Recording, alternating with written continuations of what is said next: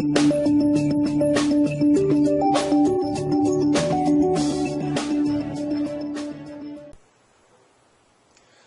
I'm John Everett with Zurn Industries. Today I'd like to talk to you about how to diagnose discharge coming out of a reduced pressure principle backflow prevention assembly.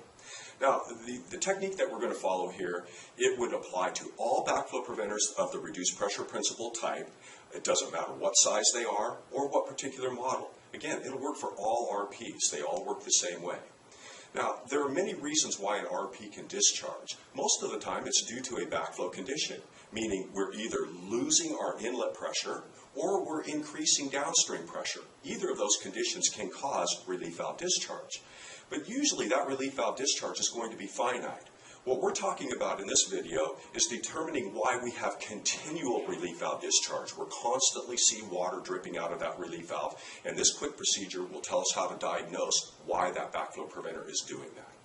So the first thing that we want to do is we need to talk to the owner of the backflow preventer and let them know that we're going to shut off the water. We have to shut off the water to diagnose this problem.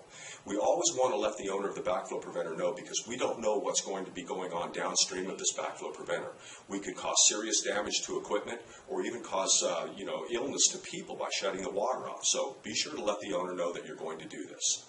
Now, again, the first thing we do when we walk up to this backflow preventer, we note that we have relief valve discharge. We've got a continuous amount of water coming out of that relief valve. The first thing in this procedure is to shut off my outgoing ball valve. When I shut this ball valve off, if my relief valve discharge diminishes or ceases, what that tells me is I have a back pressure condition downstream and I have a leaking number 2 check valve within the backflow preventer.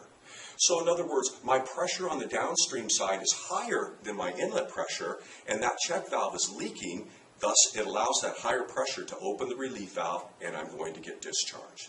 So again, shutting off that shut-off valve, see if the relief valve discharge stops. That tells me we have a back pressure condition and a fouled number 2 check valve within the backflow preventer. Conversely, if we don't notice any change in the relief valve discharge, we'll go ahead and reopen our shut-off valve. And we want to open up test cock number 4. What we're going to do by opening test cock number 4 is we're going to induce a flow through the assembly.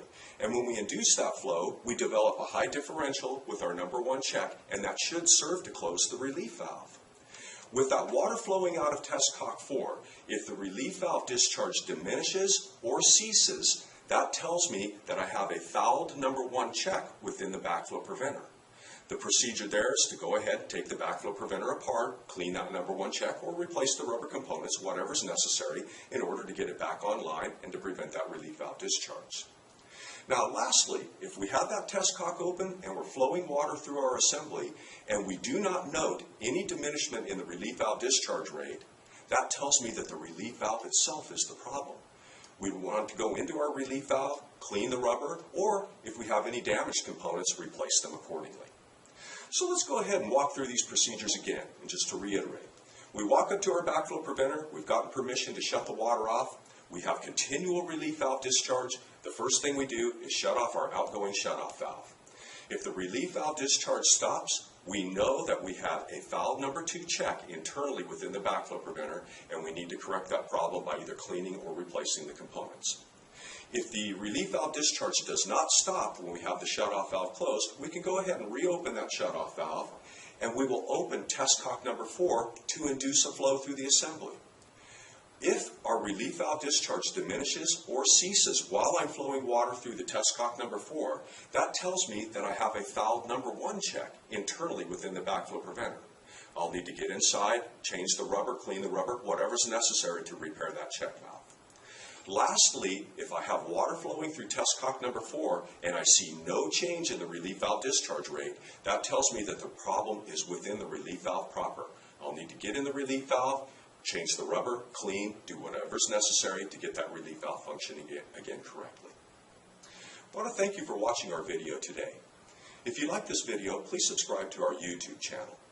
If you'd like more product information or you'd like to talk to a customer care representative, please visit our website at zurn.com.